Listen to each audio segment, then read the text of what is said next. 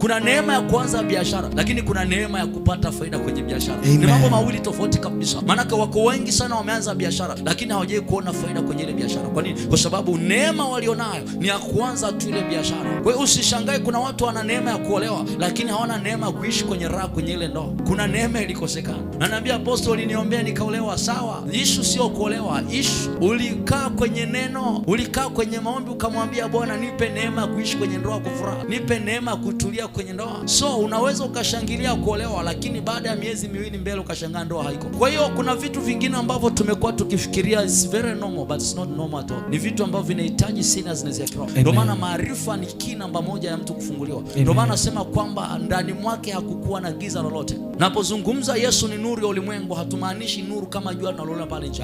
Niliwaambia katika ibada ile niliyokuwa nazungumzia kwa habari ya tabernacle ambayo Musa alikuwa amejenga hema ya kukutania. Musa alipojenga hema ya kukutania, kuna watu ambao wao katika ile hema, the way ilivyo hapa kanisani hapa, kulikuwa kuna watu wanajaa ndani ya kanisa mpaka wengine wanakuwa kwenye overflow kule nyuma, wanakaa mpaka kule nje ambako kuna jua. Sasa kuna watu ambao nuru yao ilikuwa inategemea nuru ya jua, kwa sababu walikuwa hawaingii ndani mahali kuna taa. So kule nje walikuwa wanakaa wanapata mwanga, lakini si mwanga wa ndani, walikuwa ni mwanga ambao ni mwanga wa jua. Ni neema namba moja hiyo. Umefika lakini ufiki ndani. Alafu there is this grace, neema nyingine, unaingia ndani unakaa kama ulivyokaa hapa kwenye hema kukutania aliyojenga Musa, aliyemjengea Mungu, ambako wana wa Israeli walikuwa wanakutana kwa ajili ya kumwabudu Mungu. Kuna ambao walikuwa wanafika wanakaa nje, alafu kuna ambao walikuwa wanafika wanakaa ndani ya hema, ambao mwanga wao ulikuwa ni kama mwanga huu. Wengine walikuwa wanawasha mitumaa, mienge ile ya zamani walikuwa wanawasha, au yamkini kulikuwa na majenereta kipindi cha itono, lakini mwanga wao walikuwa wanategemea mwanga wa ndani. Maana yake kuna mwanga ulikuwepo. Lakini kuna neema ambao ni utukufu mwingine. Wale kuna ambao walikuwa wanaingia the Holy of Holies, mahali patakatifu pa patakatifu. Maana yake ni mahali ambapo si kila mtu alikuwa anaingia. Ni mahali ambapo makuhani ndio walikuwa wanaingia kwenye madhabahu ya Mungu.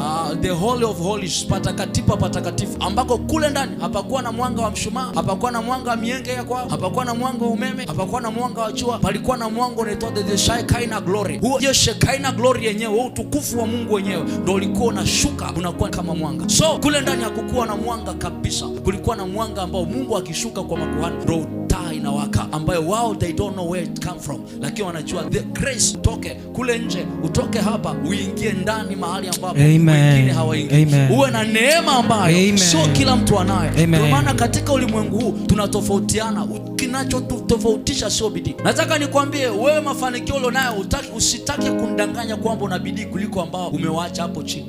No, madam. No, sir. Usitake kundanganya kwamba ni kwa sababu umesoma sana ndio maana uko kwenye level ya uchumi ulionayo. Ni uongo, unadanganya. Kuna watu ambao huenda wamesoma kukuzidi wewe, wana elimu, walipata